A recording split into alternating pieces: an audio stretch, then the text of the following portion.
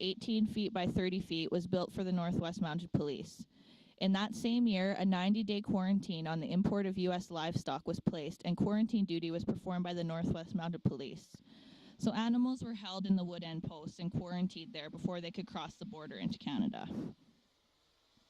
The detachment at Wood End remained open during the winter of 1893 and 1894 because of this quarantine section, but usually it would have closed in the winter. Since the conditions were so harsh, it was too harsh for people to stay. It was only open during the summer for the soldiers and people who passed through on the Boundary Commission Trail.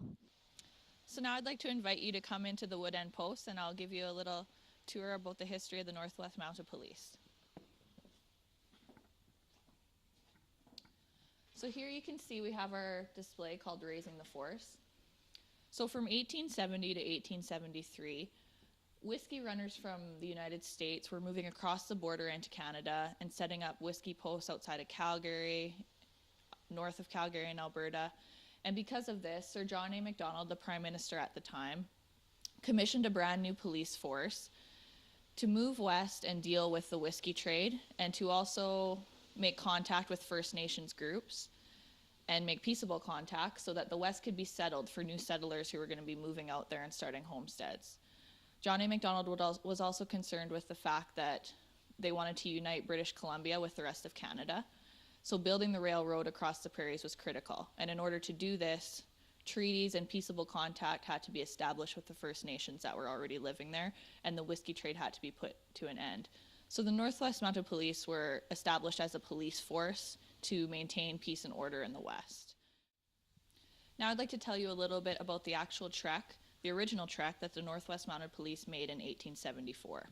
So you can see here is a map of where the force started out from. So they started out in Ontario and came by train into Fort Dufferin, which was south of Winnipeg.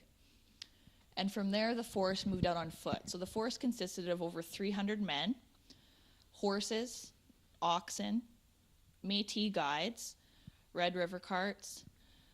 The commissioner of the force was Colonel George A. French, and he was concerned, as was Sir John A. Macdonald, that the force should be upheld like a strict police force. It was modeled after an Irish police force. So they also took with them cannons, military equipment.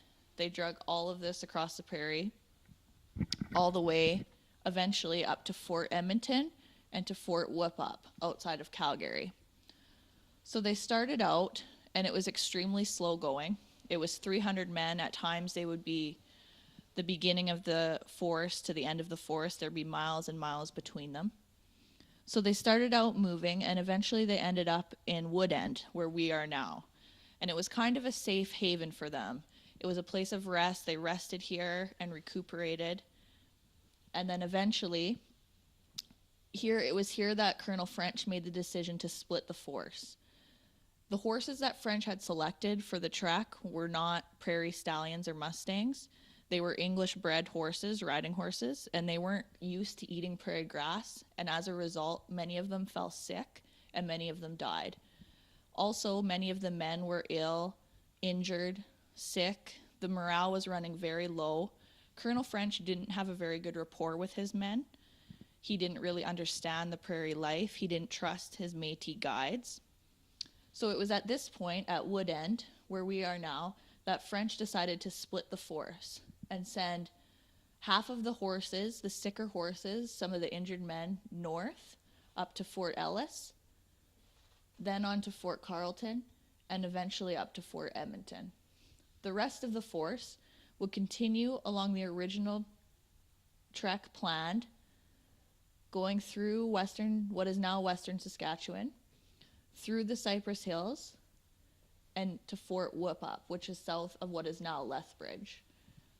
And once they got to Whoop-Up, their mission was to put an end to the whiskey trade that was going on at the fort there, that was severely affecting the First Nations groups that lived around Fort Whoop-Up.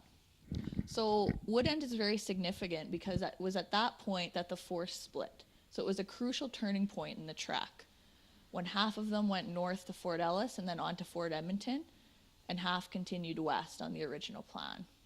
So there's a lot of controversy surrounding Colonel French's leadership, his tactics, but that was the decision he made.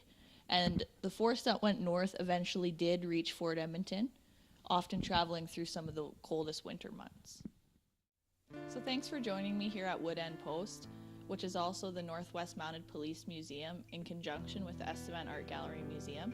My name is Carly Millions, and I'm the gallery educator here at the Estevan Art Gallery and Museum.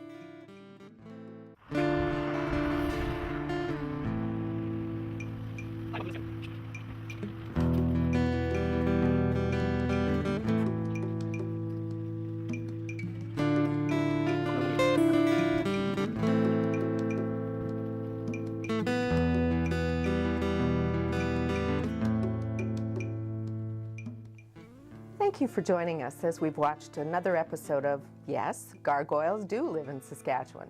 My name is Audrey Price, and I'm the Provincial Coordinator for the Architectural Heritage Society of Saskatchewan.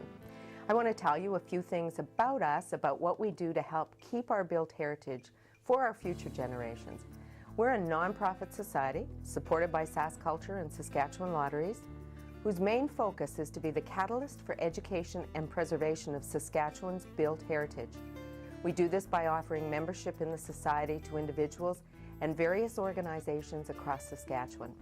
We publish the Heritage Quarterly magazine, which highlights stories about Saskatchewan people and their efforts to preserve our built heritage. Members are encouraged to contribute articles and receive the publication as a benefit of their membership. We provide financial incentives to members through grants for the express purpose of keeping our built heritage for future generations. This series is also a part of that process of sharing with Saskatchewan people all the wonderful stories and the places those stories happened in.